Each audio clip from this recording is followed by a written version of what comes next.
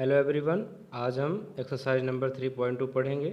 इसमें first question है, निम्न समस्याओं के रैखिक समीकरणों के युग्म बनाइए और उनके ग्राफीय विधि से हल ज्ञात कीजिए। तो इसके हमको क्या बनाने हैं, जो भी क्वेश्चन रहेंगे उनके रैखिक समीकरण के युग्म बनाएंगे और उनको हम ग्राफीय विधि से हल करेंगे। उसके पहले कुछ जानकारी देते हैं। ये सारणी हमें पहले समझ लेनी है कि सारणी किस प्रकार से क्या मान होता है और ग्राफीय निरूपण किस प्रकार से किया जाता है।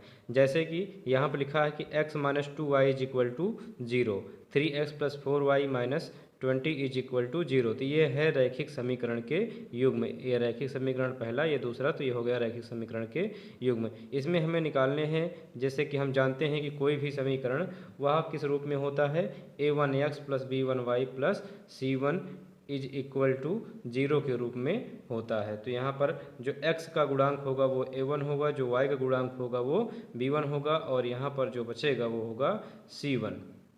तो देखते हैं कि c1 किस तरीके से मिलता है। अगर हम इसकी तुलना a1x plus b1y plus c1 is equal to 0 से करें तो पहले हम क्या लिखेंगे, x minus 2y is equal to 0। तो x का गुणांक कुछ नहीं है तो 1, तो x का गुणांक यहाँ पर है a1 और यहाँ पर x का गुणांक है 1, यानी a1 का वैल्यू है 1। और उसी बाद यहाँ पर देखें तो y का गुणांक है b1, तो यहाँ पर देखें तो y गुणांक कितना है, -2। इसी प्रकार से यहाँ पर प्लस c1 है, यहाँ पर कुछ नहीं है तो c1 इज इक्वल टू हो जाएगा 0। इसी प्रकार से अगर हम दूसरा समीकरण देखें रैखिक, तो ये है 3x plus 4y minus 20 is equal to 0। अगर इसकी तुलना हम करें a2x plus b2y plus c2 is equal to 0 से, तो हम देखेंगे यहाँ पर x का गुणांक है a2 और यहाँ पर x का गुणांक है 3, यानी a2 इज इक्वल टू 3, और यहाँ पर y का गुणांक है b2 और y का गुणांक है यहाँ पर 4। इसी प्रकार से यहाँ पर प्लस c2 है और यहाँ पर c2 के स्थान पर है -20। तो यहाँ पर हमने देखा कि a2 b2 c2 का मान इस समीकरण से निकलता है और a1 b1 c1 का मान इस समीकरण से निकलता है। उसके बाद हमको क्या करना पड़ता है, a1 अपान a2 निकालना पड़ता है। तो हम करें a1 upon a2, a1 upon a2, a1 का मान है 1 अपान a2 का मान है 3। इसी प्रकार से निकालेंगे b1 अपान b2, तो b1 का मान है -2 और अपान b2 का मान है 4। इसी प्रकार से निकालेंगे c1 अपान c2, तो c1 अपान c2 देखा जाए तो c1 का मान है 0 और c2 का मान है अपान -20। तो हमने देखा कि a1 अपान a2 1 अपान 3, a1 अपान a2 1 अपान 3, b1 अपान b2 -2 अपान 4, तो b1 अपान b2 -2 अपान 4, c1 अपान c2 0 अपान -20, 0 अपान -20। तो इसी तरीके से सभी वैल्यू यहाँ पर रखी गई है कि a1 upon a2, b1 upon b2, c1 अपान c2, यहाँ से हम इस तरीके से निकालेंगे। अब अनुपातों की तुलना, ये है a1 upon a2, b1 upon b2, c1 अपान c2। हमें ये देखना है कि क्या ये मान आपस में बराबर मिलते हैं। तो हमने यहाँ पर देखा कि 3 कंडीशन हमें पढ़नी है। पहली कंडीशन हमें मिल सकती है a1 अपान a2 का मान b1 अपान b2 के बराबर नहीं है। तो हमने देखा कि a1 अपान a2 का मान 1 अपान 3 है, इसका मान -2 अपान 4 है। तो यहाँ पर लिख दिया गया कि a1 upon a2 is not equal to b1 upon b2। अगर ऐसी कंडीशन बनेगी तो वहाँ पर अगर ग्राफीय निरूपण करना होगा तो हम कहेंगे प्रतिच्छेद करती हुई रेखाएं हैं। प्रतिच्छेद का आशय है कि कोई ग्राफ अगर बनाया जाए 1 2 3 4 5 करके, तो ये कोई रेखा इस प्रकार से रहे और कोई रेखा इस प्रकार से रहे कि इसको आपस में काट दे। तो जो रेखा आपस में कट जाती है वही कहलाती है प्रतिच्छेद बिंदु। और ध्यान देना है, यही प्रतिच्छेद बिंदु में हमें x और y का मान निकालना होता है ग्राफ में। इसे ही कहा जाता है ग्राफीय विधि से रैखिक समीकरण का हल। यानी जो ये कटने वाला बिंदु है, कटान बिंदु है, इसे कहा जाएगा प्रतिच्छेद बिंदु। और प्रतिच्छेद बिंदु में हमेशा ध्यान रखना है, कोई भी बिंदु है ग्राफ का, पहले x का वैल्यू रखा जाता है फिर y का वैल्यू रखा जाता है। तो यहाँ पर क्या बताया जा रहा है कि प्रतिच्छेद करती हुई रेखाएं मिलेंगी। और बीजगणितीय निरूपण में हम केवल एक ही हल होगा यानी अद्वितीय होगा। इसी प्रकार से यहाँ पर दिया गया 2/4 इसका निकाल करके 3/6 - 9/8। अब इसमें क्या कहा गया कि इसमें A1/A2 B1/B2 C1/C2 यानी इसमें सभी मान आपस में बराबर हैं। तो हम ग्राफीय निरूपण करेंगे तो बताएंगे यह समपाती रेखाएं हैं, और बताएंगे अगर बीजगणितीय निरूपण होगा तो अपरिमित रूप से इसके अनेक हल हो सकते हैं। यहाँ पर देखिए A1/A2 B1/B2 C1/C2 कैसे बराबर है। A1/A2 है 2/4, हमने देखा कि A1/A2 है 2/4, और बराबर बता रहे हैं कि B1/B2 है 3/6, और बराबर बताया जा रहा है कि C1/C2 के, और C1/C2 है -9/-18। अब देखा जाए तो 2 1 जा 2, 2 2 जा 4, 1/2, 3 1 जा 3, 3 2 जा 6, 1/2, माइनस से माइनस कट जाएगा, 9 1 जा 9, 9 2 जा 8। तो यहाँ पर देखें तो अब जाकर सभी मान क्या हैं, बराबर हैं। तो हम बराबर हैं तो यहाँ पर कहेंगे समपाती रेखाएं हैं, और इसका अपरिमित रूप से अनेक हल है। और कुछ इस प्रकार के समीकरण बना दिए जाएँ कि A1/A2 यहाँ पर 2 1 2 2 4 कर दिया जाए तो 1/2 1/2, यानी A1/A2 B1/B2 आपस में बराबर, लेकिन C1/C2 बराबर नहीं है, क्योंकि यहाँ पर 4 1 4 4 3 12 हो जाएगा, बटे 3 हो जाएगा। तो ऐसी कंडीशन क्या करना है, यानी तीनों कंडीशन में देख लीजिए ध्यान से क्या करना है। ऐसी कंडीशन में रेखाएं क्या रहती हैं, समांतर रहती हैं। एक्सरसाइज नंबर 3.2 में निम्न समस्या के रैखिक समीकरणों के युग्म बनाइए और उन्हें ग्राफीय विधि से हल ज्ञात कीजिए।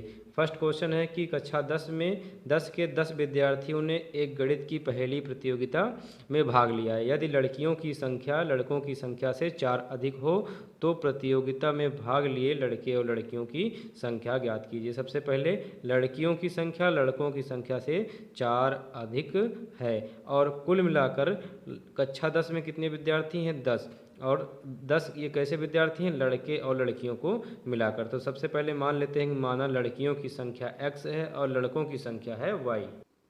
माना लड़कियों की संख्या बराबर x तथा लड़कों की संख्या बराबर y। अब अगर प्रश्न देखा जाए तो प्रश्न में लिखा था कक्षा 10 में 10 विद्यार्थी हैं, अर्थात x और y मिलाकर लड़के और लड़की मिलाकर कुल कितने हैं, 10 विद्यार्थी हैं। ये हो जाएगा इक्वेशन नंबर फर्स्ट। अब इसके बाद फिर से देखा जाए प्रश्नानुसार तो प्रश्न में ये लिखा गया है कि लड़कियों की संख्या यानी कि x लड़कों की संख्या से 4 अधिक है। तो हम देखेंगे लड़के कितने हैं, लड़के हैं y, और ये कितना अधिक हैं, 4 अधिक हैं।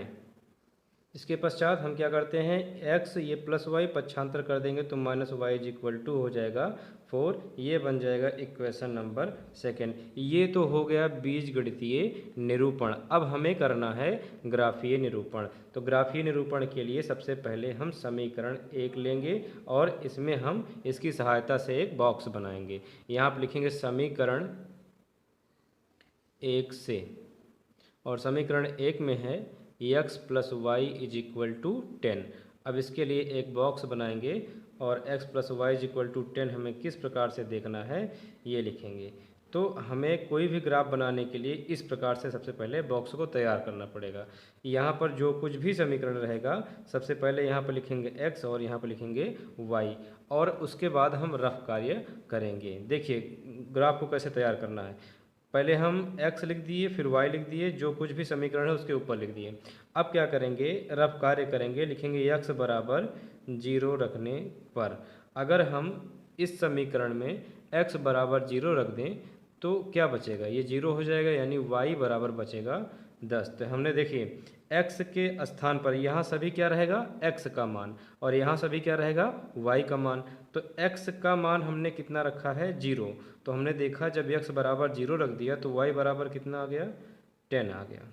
इसी प्रकार से पहली कंडीशन में हमें x = 0 रखना है और दूसरी कंडीशन में हमें रखना है y = 0। तो यहाँ लिख देते हैं रफ कार्य में कि y = 0 रखने पर, और जब y = 0 रखेंगे तो जहाँ y है वो पूरा क्या हो जाएगा, 0। अगर y 0 हो जाए तो x = मिलेगा 10।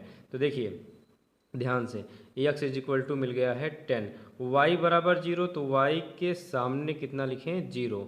x इज इक्वल टू 10, तो x के सामने आएगा 10। यानी यहाँ पर हमेशा x रखना है और यहाँ पर हमेशा रखना है y का वैल्यू। तो इस तरीके से पहले समीकरण का इस तरीके से बॉक्स तैयार हो जाएगा। अब हम दूसरे समीकरण से बॉक्स को तैयार करेंगे, उसके बाद ग्राफ खींच लेंगे।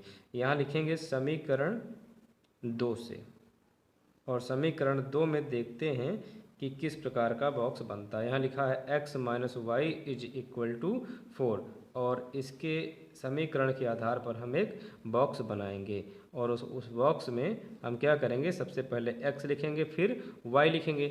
अब हम क्या करेंगे? फिर से वही रफ कार्य करें।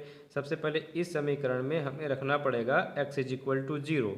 तो जब x इज इक्वल टू हम 0 रख दें तो ये हो जाएगा 0, और जब ये 0 हो जाएगा तो बचेगा minus y is equal to 4। तो y is equal to minus उधर भेज दे तो ये हो जाएगा -4। यानी हमने देखा कि जब हमने x इज इक्वल टू रखा 0 तो y इज इक्वल टू आ गया है -4।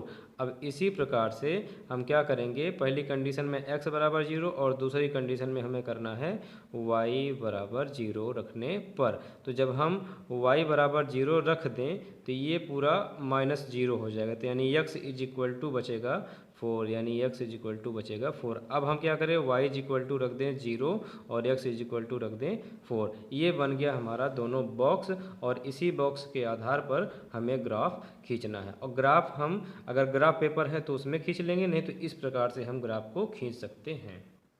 सबसे पहले यहाँ पर संख्याएं देखिए कि किस प्रकार की ली गई हैं। संख्याएं हैं यहाँ पर, अधिकतम संख्या क्या है? 10। यानी कि हम पार्टीशन अगर 2-2 का कर दें, कि अंतर 2-2 कर दें, 2 2 4 2 6 2 8, तो 10 और 4 दोनों इसके अंतर्गत आ जाएंगे। यानी हमें खींचने की आवश्यकता है 5 लाइनों की। तो सबसे पहले जो गाढ़ी लाइन है उस पर हम कुछ लाइनें इस प्रकार से बना लेते हैं जहाँ तक बन पाती है, और उसके बाद हम ग्राफ को खींचना शुरू कर देते हैं।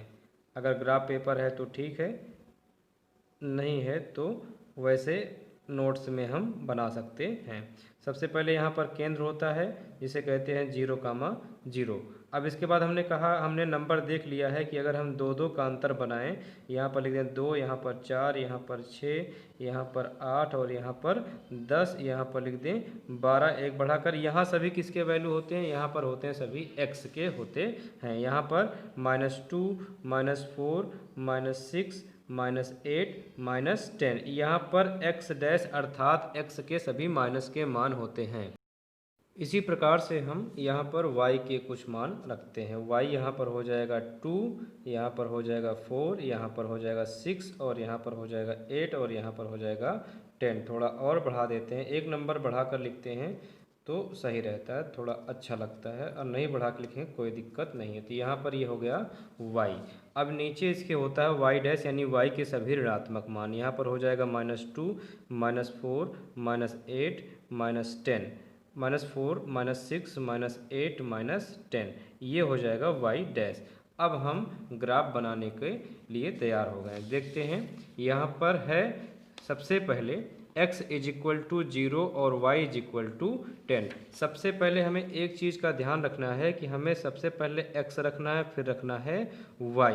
तो हम देखें तो x के स्थान पर 0 है और y के स्थान पर है 10, यानी हमें चाहिए 0,10, क्योंकि x के स्थान पर 0 और y के स्थान पर 10। तो वैल्यू कहाँ पर मिल रही है? y पर। y x तो 0 है, y कितना है? 10। तो हम सीधे सीधे y पे चले जाएंगे और यहीं पर थोड़ा सा पॉइंट बना लेंगे, और इस पॉइंट को लिखेंगे कि इसका नाम है, क्या नाम है? 0,10। यहाँ पर लिखेंगे 0,10, और इसका नाम दे देंगे, पहला बिंदु है इसे बोल देंगे कि a है।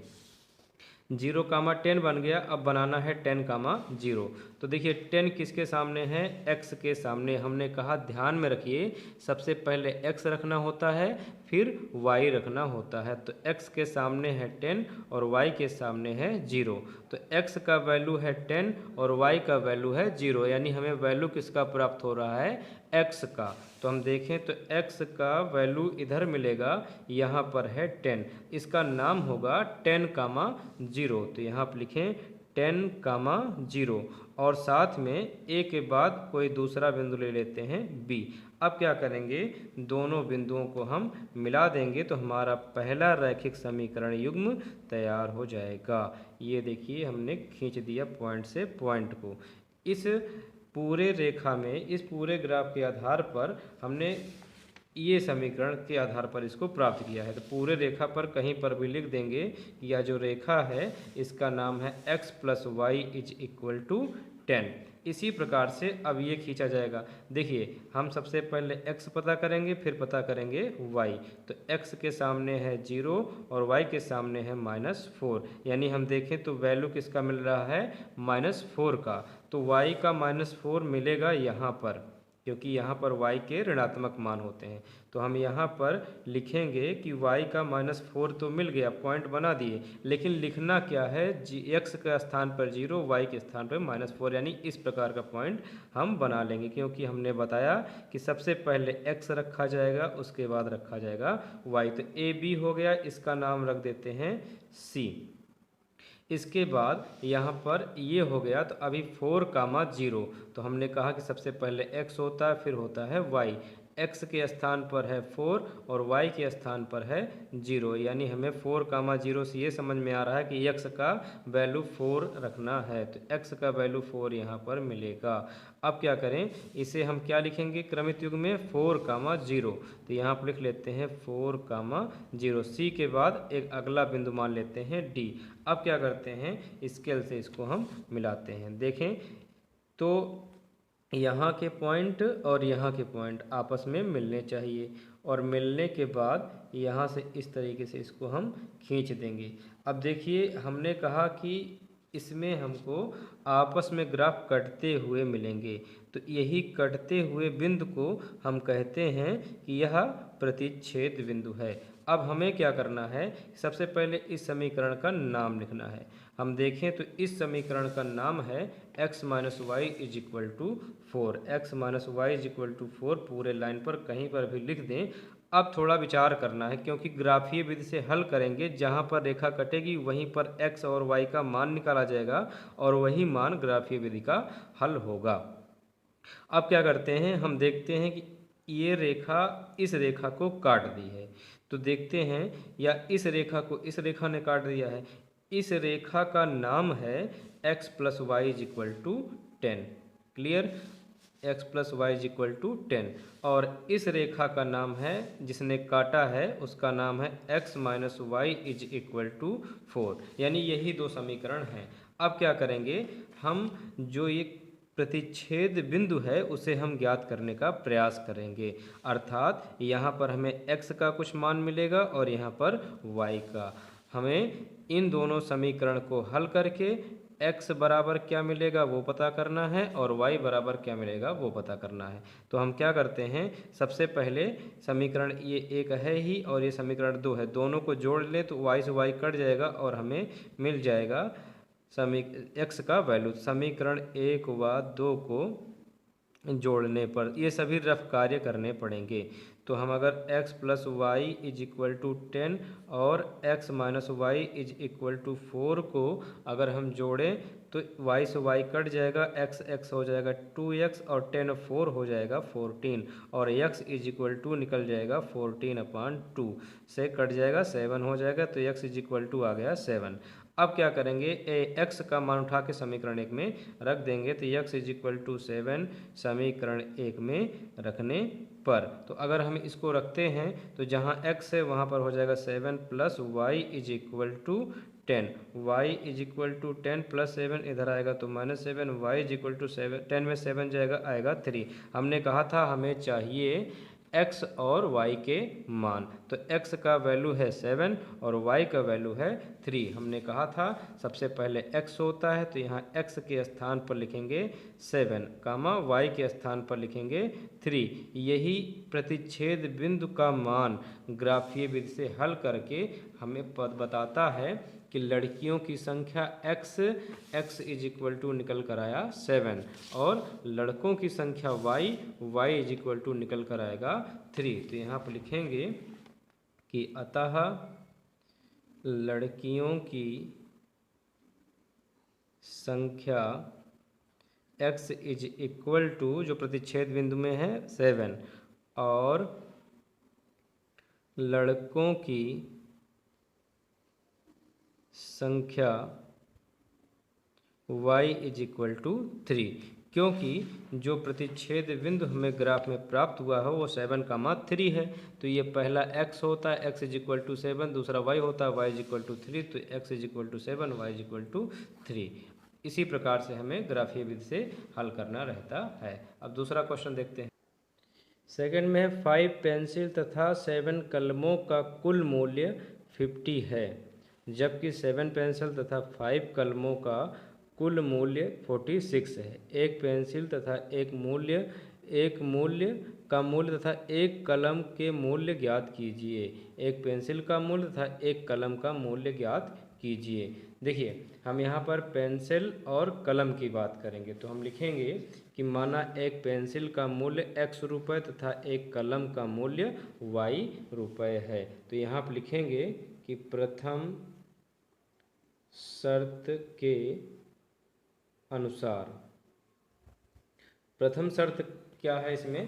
प्रथम शर्त यह है कि देखा जाए तो 5 पेंसिल तथा 7 कलम है। तो पेंसिल तो x है यानी 5x, तथा का मतलब प्लस, तथा 7 कलम है तो कलम को क्या बोले हैं? y। तो यहाँ पर लिखेंगे कि 5 पेंसिल अर्थात 5x, तथा यानी कि प्लस 7 कलमों यानी कि 7y, इनका मूल्य है 50, यानी कि ये हो जाएगा 50। ये हो जाएगा इक्वेशन नंबर फर्स्ट। अब इसके बाद क्या करते हैं? द्वितीय शर्त से इसका बीजगणितीय निरूपण करते हैं। यहाँ आप लिखेंगे द्वितीय शर्त के अनुसार। अब द्वितीय शर्त में है कि 7 पेंसिल तथा 5 कलमों का मूल्य 46 है। तो हम यहाँ पर क्या करते हैं? 7 पेंसिल अर्थात 7x, 5 कलम अर्थात 5y इज इक्वल टू 46। तो यहाँ पर लिख देते हैं 46। ये हो जाएगा इक्वेशन नंबर सेकंड। इस तरीके से हमारा बीजगणितीय निरूपण हो जाता है। अब हम इसका करेंगे ग्राफीय निरूपण द्वारा हल। ग्राफीय निरूपण के लिए सबसे पहले पहला समीकरण लेते हैं। यहाँ पर लिख देते हैं समीकरण 1 से, और समीकरण 1 है 5x plus 7y is equal to 50। अब यहाँ पर हम इसके लिए एक बॉक्स बनाएंगे, और उस बॉक्स में हम क्या करेंगे? दो मान निकालेंगे। एक बार x इज इक्वल टू 0 रख करके y का मान प्राप्त करते हैं, एक बार y बराबर 0 रख करके x का मान प्राप्त करते हैं। ये हो गया x और ये हो गया y। तो x इज इक्वल टू 0 रख दें, तो यहाँ पर देखें तो 5x है, यानी कि x बराबर 0 हमने रख दिया है। तो x वाला तो पूरा हो जाएगा 0, क्योंकि 5 में 0 से मल्टीप्लाई कराएं तो 0 हो जाएगा, यानी हमारे पास बचा 7y इज इक्वल टू 50। तो यहाँ लिख देते हैं 7y इज इक्वल टू 50। तो y इज इक्वल टू ये हो जाएगा 50/7। तो यहाँ पर y के स्थान पर हम लिख दें कि 50/7। इसी प्रकार से हम क्या करें? y इज इक्वल टू रख दें 0। y इज इक्वल टू 0 रखने पर रफ कार्य में करेंगे तो हम y बराबर 0 रखें तो ये टर्म हो जाएगा y, जिसमें है 7 का 0 में मल्टीप्लाई 0 हो जाएगा, यानी ये हो गया 0। हमारे पास बचा 5x इज इक्वल टू 50। हम यहाँ लिख देते हैं 5x इज इक्वल टू 50। तो ये x इज इक्वल टू 50 ये हो जाएगा 5। अब यहाँ से 5 10 जा हो जाएगा 50। तो हमारे पास निकल कर आया x इज इक्वल टू 10। तो देखिए x इज इक्वल टू 10, तो x के सामने हो गया 10, और y इज इक्वल टू 0 हमने रखा ही है। तो इस तरीके से ये बॉक्स कंप्लीट हो जाता है। अब समीकरण 2 से, यहाँ लिखिए समीकरण 2 से दूसरा समीकरण 7x plus 5y is equal to 46। अब इसके बाद हम क्या करते हैं कि सबसे पहले बॉक्स यहाँ पर लेते हैं, और इस बॉक्स में हम यहाँ पर x लिखते हैं और यहाँ पर y। उसके बाद हम रफ कार्य करेंगे। रफ कार्य में हमने कहा कि सबसे पहले x बराबर 0 रख दीजिए तो y मिलेगा। तो जहाँ x है यहाँ 0 हो जाएगा, 7 का 0 में हो जाएगा 0, यानी टोटल 0। तो हम देख रहे हैं कि 5y इज इक्वल टू मिल रहा है 5y इज इक्वल टू मिल रहा है 46, y इज इक्वल टू 46/5। तो यहाँ पर x बराबर 0 रख दिए तो ये हो गया 46/5। अब इसी प्रकार से हम दूसरे में क्या करेंगे, y बराबर अगर 0 रखेंगे तो y जिसमें लिखा हुआ है वो हो जाएगा 0।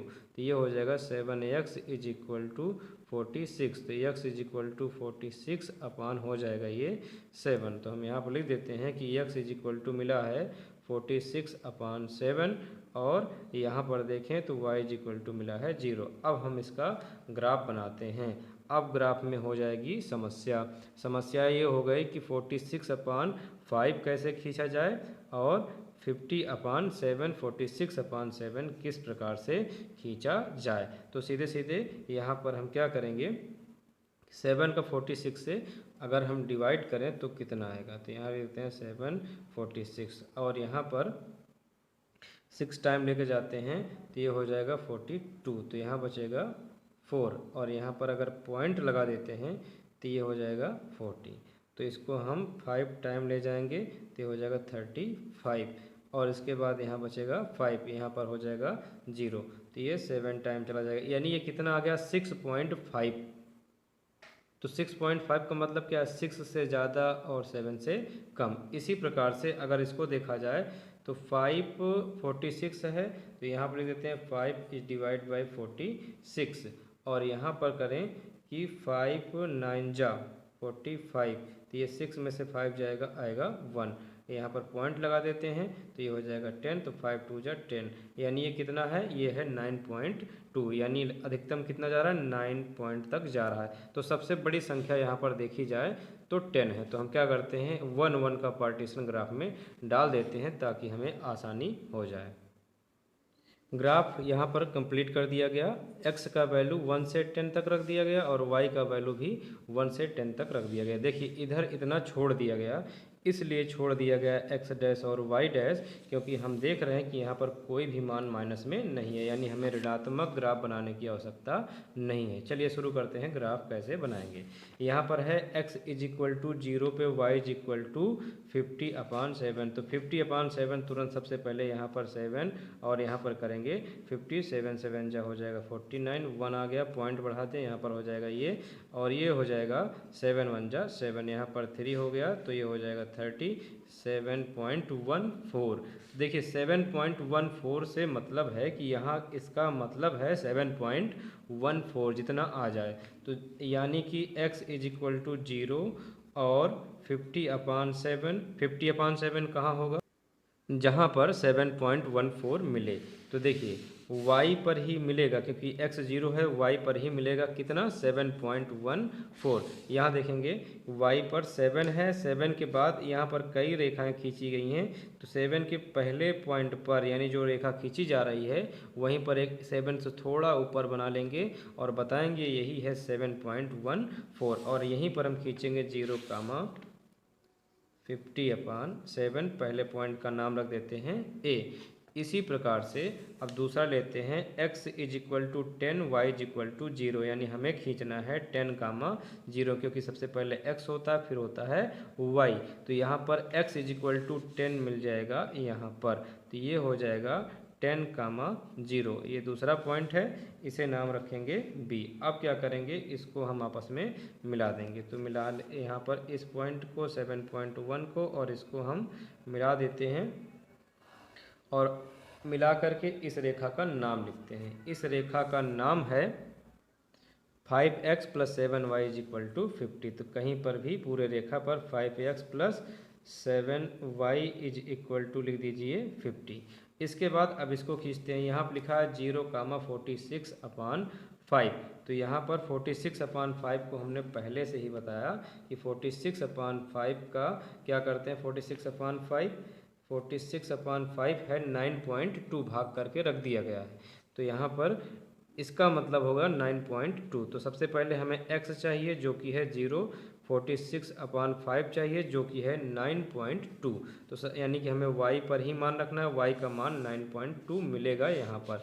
ये देखिए यहाँ पर 9 है और 2 रेखा इसमें से और लेते हैं 1 और 2।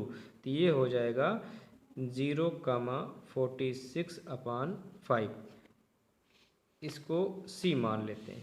इसके बाद यहाँ पर है 46/7 और कामा 0। तो पहले x होता है यानी 46/7 और कामा होता है 0। 46/7 को हमने दिखाया कि 7 46 डिवाइड करें तो 6.57 आएगा। तो यहाँ देखिए 6 के बाद वो 1 लाइन 2 लाइन 3 4 और 5, यही हो जाएगा 6.5।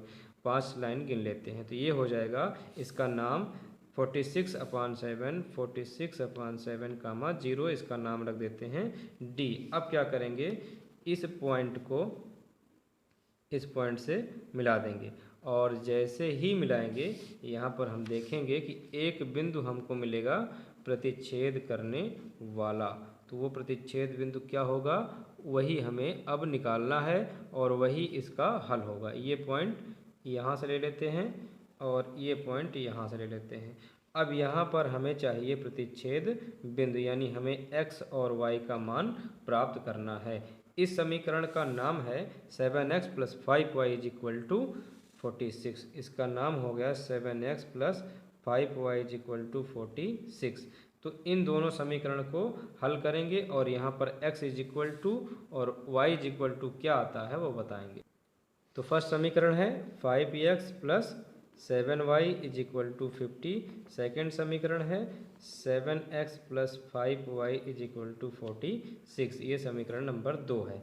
अब हमें क्या करना पड़ेगा, सबसे पहले x या y के गुणांक को बराबर करना पड़ेगा, क्योंकि जब x कटेगा तो y का मान आएगा, y कटेगा तो x का मान आएगा।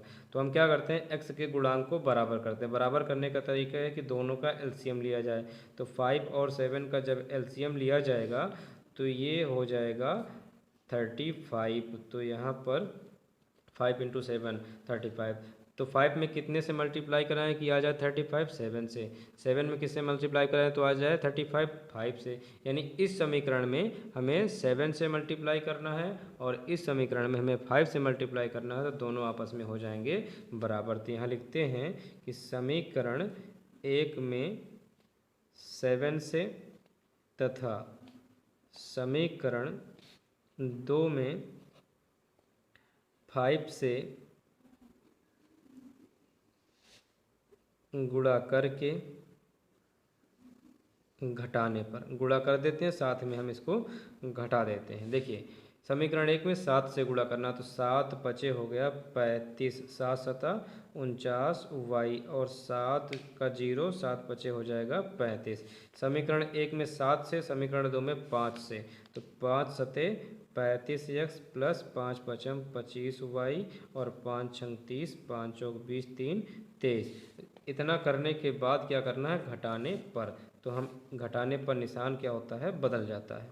ये प्लस में ये माइनस में कट गया। 9 में से 5 जाएगा आएगा 4, 4 में से 2 जाएगा आएगा 2 और यहाँ पर उतर जाएगा y। 0 का 0 हो गया, 5 में से 3 जाएगा 2 आएगा, 3 में से 2 जाएगा 1। y = 120 और बटे हो जाएगा 24।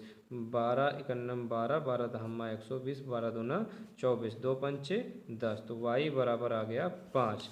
अब y का मान समीकरण 1 में रखने पर, तो यहाँ पर देखें समीकरण 1 है 5x + 7y। 5x + 7 और y = रखेंगे 7y है तो y के स्थान पर रख देंगे 5। 7y = 50, तो यहाँ लिख देते हैं 50।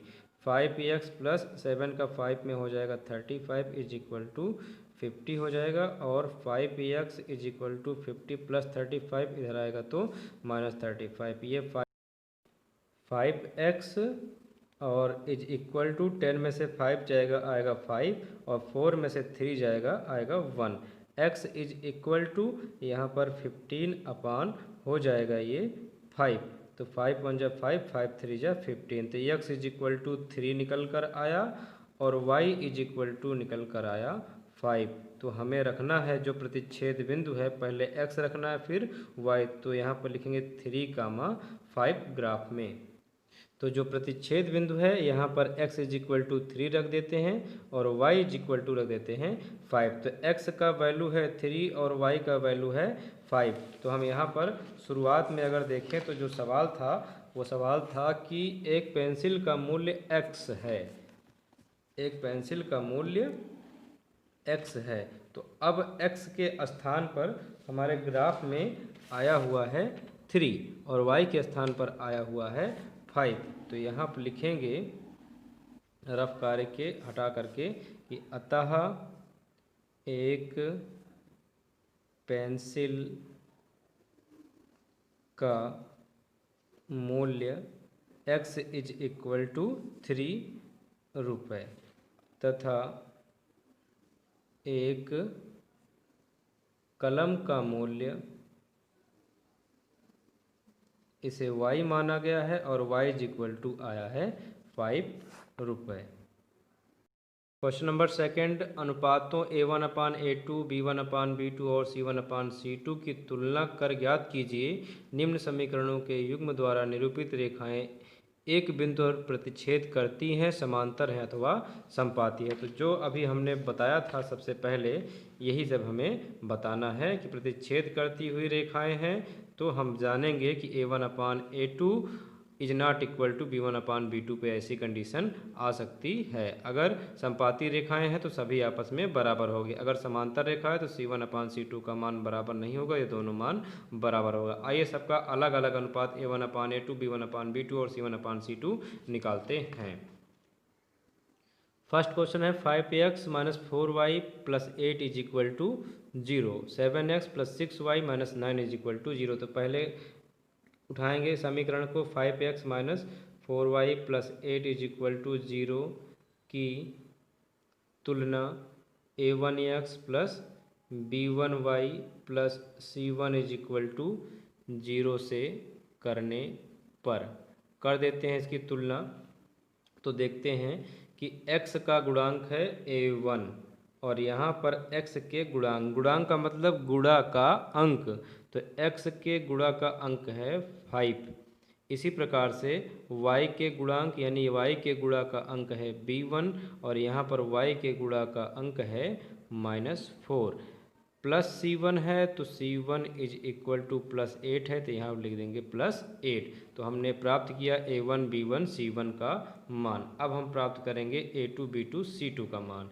वो मिलेगा 7x plus 6y minus 9 is equal to 0 की तुलना a2x plus b2y plus c2 is equal to 0 से करने पर कर देते हैं। x का गुणांक है a2 is equal to x का गुणांक है 7, y का गुणांक है b2, y का गुणांक यहाँ पर है 6 और यहाँ पर देखा जाए तो प्लस c2 है और यहाँ पर है -9, तो c2 इज इक्वल टू हो जाएगा -9। अब हमें क्या करना है, सभी का अनुपात ज्ञात करना है। जैसे कि इसमें कहा गया कि a1/a2, b1/b2, c1/c2 निकालिए। तो हम क्या करेंगे, सबसे पहले निकालेंगे a1/a2। तो a1 का वैल्यू है 5 अपान a2 का वैल्यू है 7।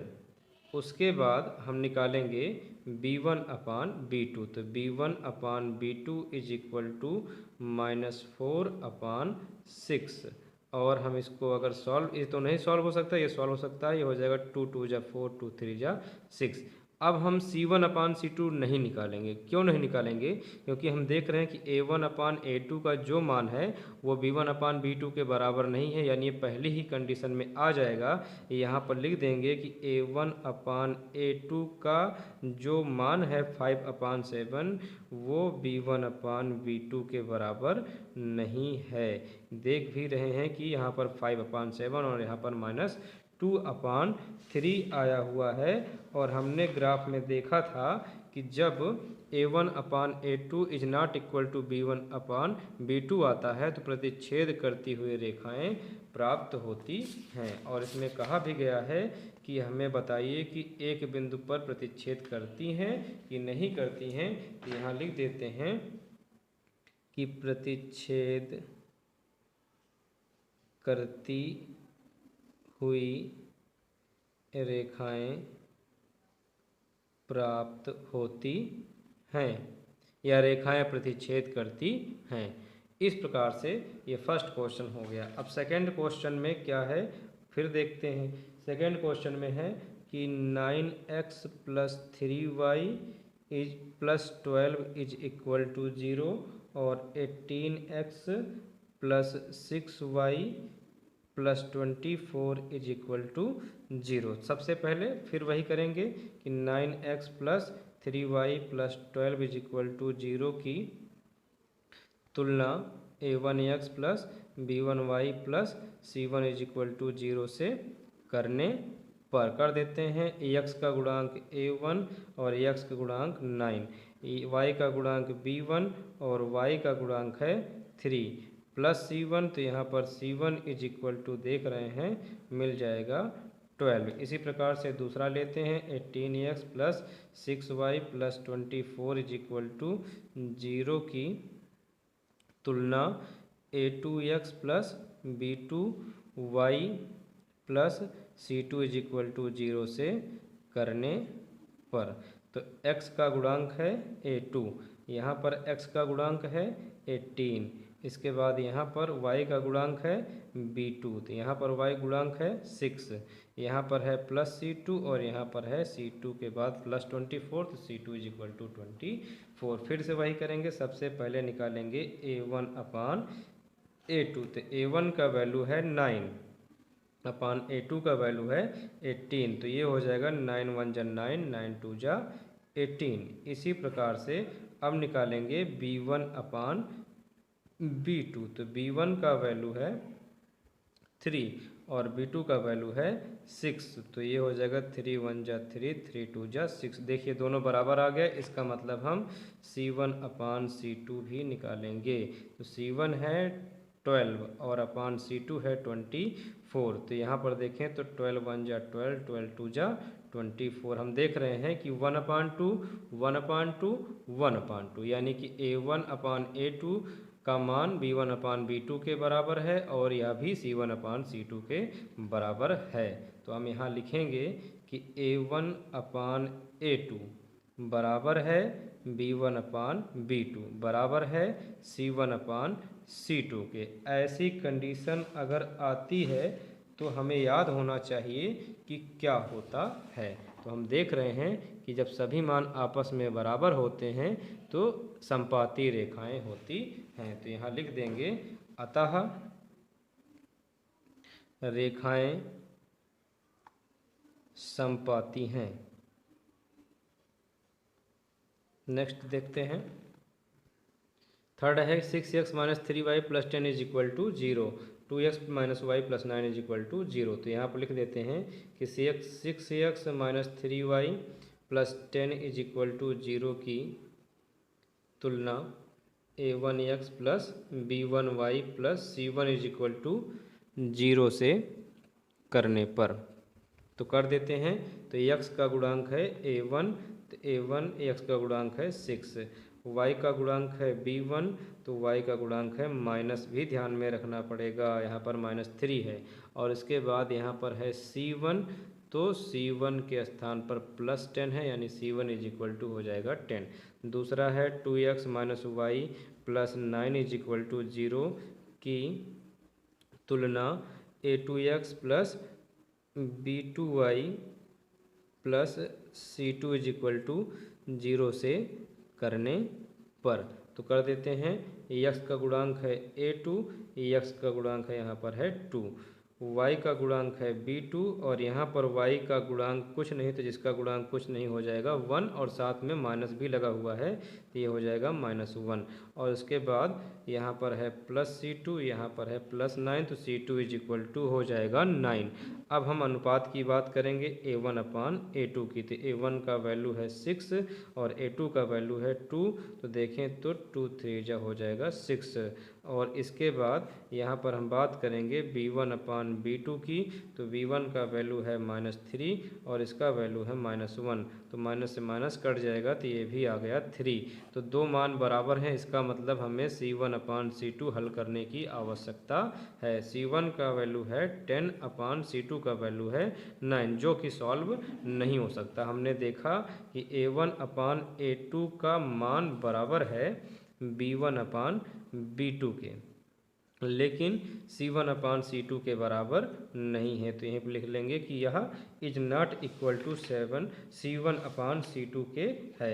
ऐसी कंडीशन नंबर थर्ड है कि A1/A2 is equal to B1/B2 but C1/C2 is not equal to 0। तो रेखाएं क्या होती हैं? समांतर होती हैं। तो यहाँ लिख देंगे अतः रेखाएं समांतर होंगी।